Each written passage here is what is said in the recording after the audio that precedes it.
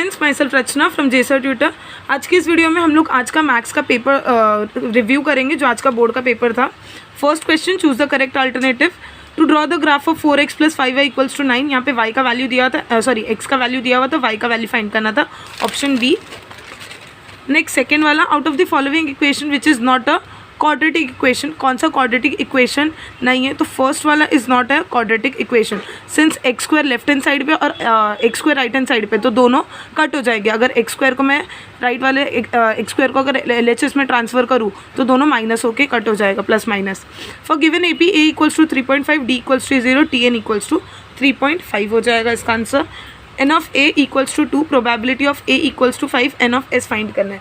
सो यहाँ पे simply probability का फॉर्मूला डालना है, P of A = N of A upon N of S। P of A है 1/5, N of A है 2, N of S फाइंड करना है। सो N of S यहाँ पे जाएगा, N of S = 5 × 2 which is equals to 10, तो option A। Next question number 1B, solve the following सब question. 4 marks के लिए था, 1 मार्क्स ईच क्वेश्चन।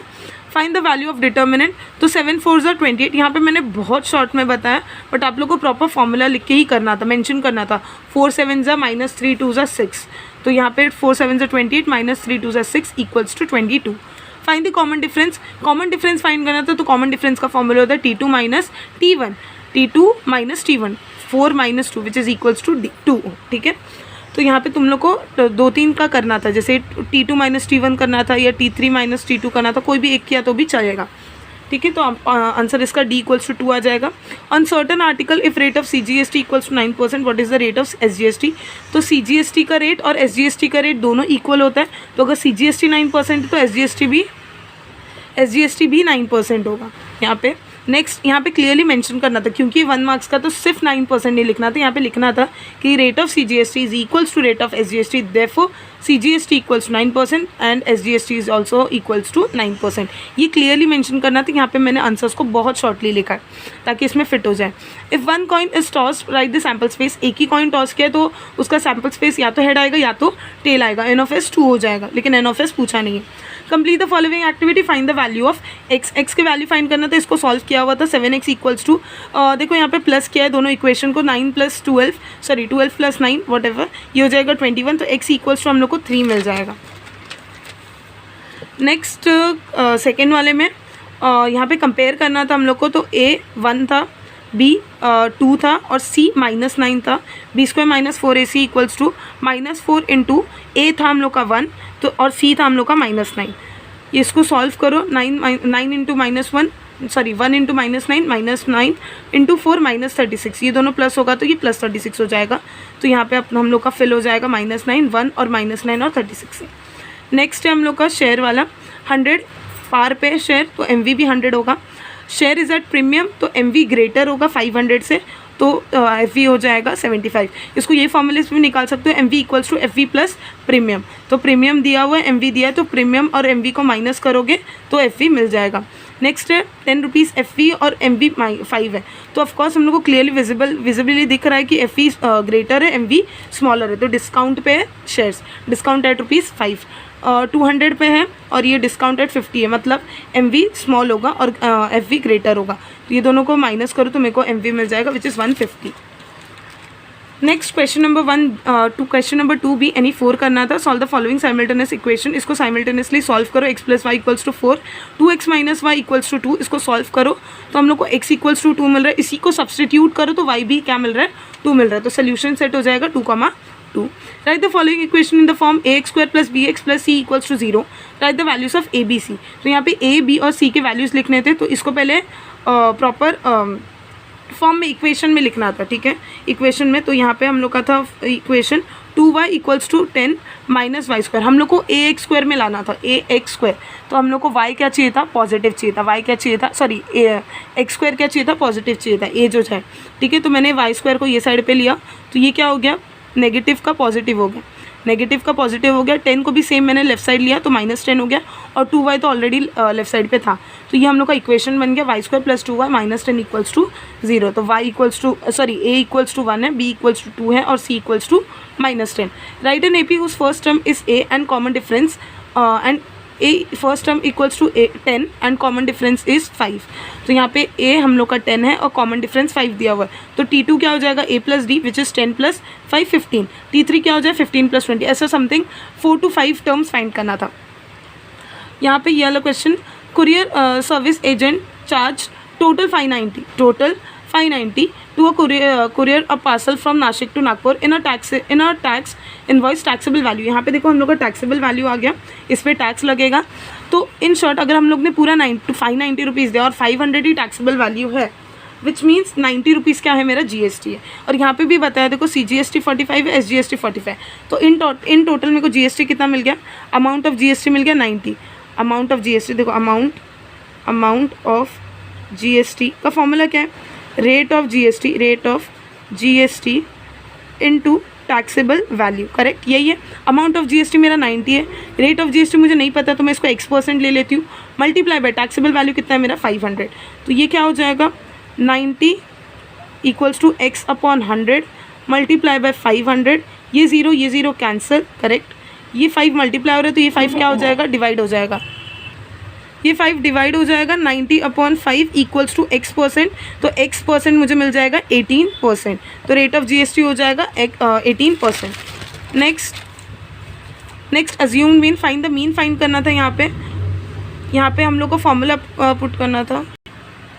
यहाँ पे हम लोग को समीशन ऑफ FI ऑलरेडी दिया हुआ था, समीशन ऑफ FI DI दिया हुआ था, तो इससे हम लोग D बार फाइंड कर सकते हैं। D बार क्या हो जाएगा, D bar equals to summation of FI DI upon summation of FI 320 divided by 50 which is equals to 6.4। Next X bar, mean bar के लिए क्या था formula, A plus D bar. Assumed mean यहाँ पे clearly दिखा था कि 300 है और D बार 6.4 था, तो 300 प्लस 6.4 306.4। अब देखो ये मेरे मीडियम क्लास के बीच में ही आ रहा है। मीडियम क्लास कौन सा था, इसमें से यही वाला मीडियम क्लास था, और मेरे को जो आंसर मिला है 306.4 वो इसी के बीच में आ रहा है, विच मीन्स मेरा आंसर प्योरली करेक्ट है। Next question number 3A, right any one activity. यहाँ पे committee of 2 boys B1 B2, 2 boys के कमिटी, गर्ल्स के G1 G2। यहाँ पे committee of 1 boy and 1 girl, तो B1 G1 B1 G2 B2 G1 B2 G2, ठीक है। Sample space ये फिल करना था, ये तो बहुत ईजी आया था।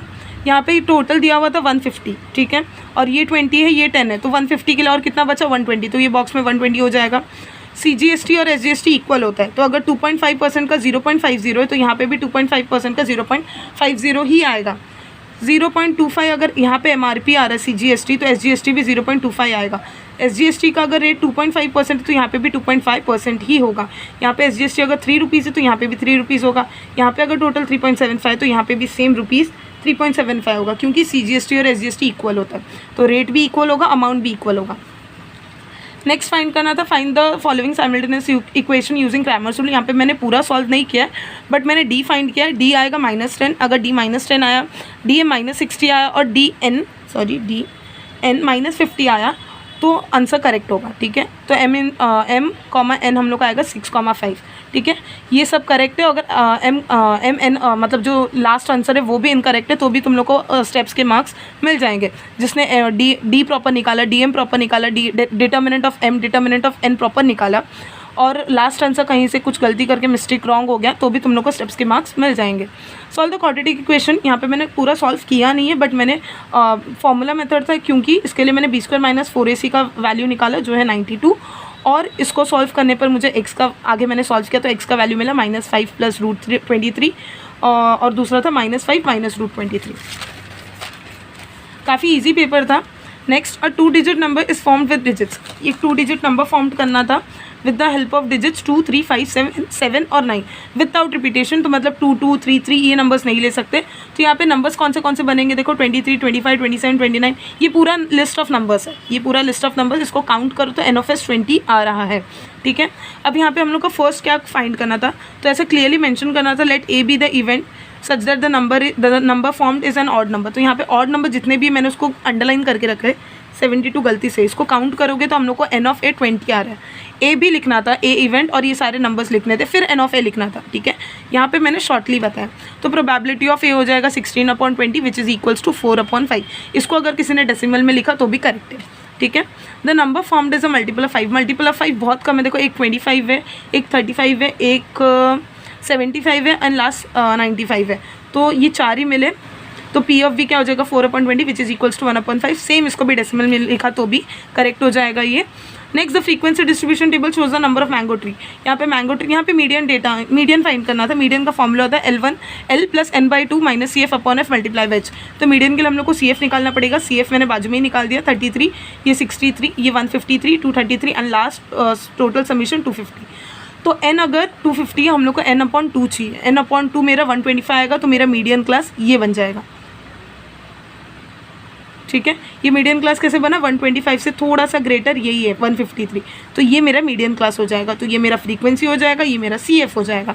इसको मैंने वैल्यू सब्स्टिट्यूट किया, तो मुझे मैंने प्रॉपर वैल्यू सब्स्टिट्यूट करने के बाद मुझे 184.44 आ रहा है। अब देखो इसको हम लोग, क्योंकि ये 0.44 है और 5 से ज़्यादा नहीं है, 0.5 से ज़्यादा नहीं है, तो इसके लिए हम लोग 184 कंसिडर करेंगे, क्योंकि मैंगोज़ कभी पॉइंट में नहीं होंगे। नंबर ऑफ मैंगोज़ कभी भी 184.44 ऐसे पॉइंट में नहीं होगा, इसके लिए देखो 184 मैंगोज़ आंसर था। ठीक है, नेक्स्ट यहाँ पे भी देखो जो हम लोग का आंसर है वो मीडियन क्लास के बीच में ही आ रहा है, तो ये भी आंसर हम लोग का करेक्ट है। Next, if the first term of an AP is P, मतलब A मेरा P है, सेकेंड टर्म Q है, लास्ट टर्म R है, show that the sum of all terms इतना है। ठीक है, तो ये सब मैंने किया है, मैं बता देती हूँ। तो यहाँ पे देखो फर्स्ट टर्म P था, सेकेंड टर्म T2 मेरा Q था और लास्ट टर्म R था। तो डिफरेंस क्या हो जाएगा, T2 minus T1, Q minus P। ठीक है, अब मैंने सिंपली Tn का फॉर्मूला अप्लाई किया। Tn का formula A plus n minus 1D। ठीक है, Tn क्या है मेरा, लास्ट टर्म वही, Tn मतलब लास्ट टर्म मेरा R है। A क्या है मेरा, फर्स्ट टर्म मेरा P है प्लस n माइनस 1D। अब देखो D में मैंने रिप्लेस क्या कर दिया, D मैंने फाइंड किया था Q माइनस P, उसको रिप्लेस कर दिया। ये P यहाँ पे प्लस हो रहा था, लेफ्ट साइड ले लिया, तो R के साथ माइनस हो गया, n minus 1 Q minus P। अब ये दोनों मल्टीप्लाई हो रहे थे, तो Q माइनस P को जब मैंने LHS में लिया तो वो डिवाइड हो गया और हम लोग को मिला क्या, n माइनस 1। हम लोग को n का फॉर्मूला कब मिलेगा, जब मैं ये 1 को LHS में डाल दूँ तो ये हो जाएगा प्लस, तो ये हम लोग को मिल गया n का फॉर्मूला। ठीक है, अब n का फॉर्मूला हम लोग को SN के फॉर्मूले में डालना है। SN क्या होता है, n/2 upon A plus L। देखो ये वाला फॉर्मूला ले रहे हैं हम लोग, n/2 A plus L, first term plus last term. तो यहाँ पे मेरा फर्स्ट टर्म P था, मैंने बहुत शॉर्ट में लिखा है, मतलब बहुत मेन पार्ट्स लिखा है, तुम लोग को एकदम इलॉबरेट करके ही लिखना था इसको। मेरा फर्स्ट टर्म था P, लास्ट टर्म था R, n/2। n का वैल्यू देखो मैंने अभी फाइंड किया, R minus P upon Q minus P plus 1। तो मैंने वही n का वैल्यू सब्स्टिट्यूट कर दिया अपॉन 2 और P प्लस R।